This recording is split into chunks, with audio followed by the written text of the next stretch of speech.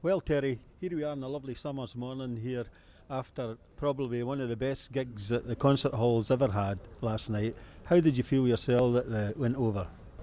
We were very pleased with the concert, Malcolm. In 2005, I think we had about 1,350 people at the concert, and when we walked out on that stage there last night, for anybody in the band who would be feeling a little bit nervous, it was quite frightening actually to walk out and see a complete packed house there with only standing room only. It's absolutely unbelievable. I believe it's only the third time that the concert hall was sold out. That's right. In its history, in the 14-year history. And the first for the pipe bands. And the first for the pipe bands. Yes, really? First for the pipe bands, yes. That's unbelievable. Yeah.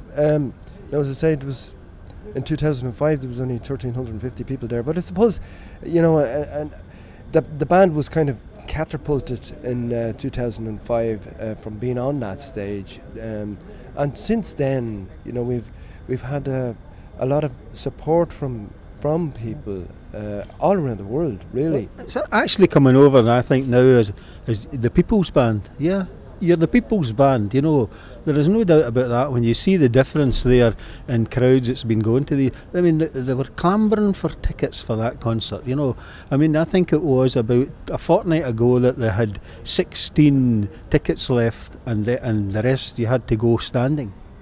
Yeah, it's actually unbelievable. We've been keeping track of the ticket sales for the last couple of weeks, and when we heard that all the seats were gone and they were putting on just standing room only, they had put on an extra 100 tickets, and within a couple of days those 100 tickets were actually sold out.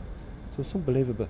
I don't know whether I would call ourselves the People's Band or not, but last night showed you it was the People's Band. There is no question about that. The reception you got all the way through to was magnificent, and people, you'll never make them or get them to make sounds like that if they aren't actually really taken aback with the greatness and the performance of what they're hearing. Yeah, well, when you're standing on that stage, Malcolm, it's really kind of difficult to understand the feelings of the people who are actually out there sitting down to enjoy it, because for most of the guys who were standing on the stage, they weren't enjoying it quite as much as the people who were out there sitting down. They probably, I'd say maybe in the second half, when people started to kind of relax, including myself actually, it's very difficult when you're on stage knowing that there is so many people that have come to hear you, and it's pretty nerve-wracking.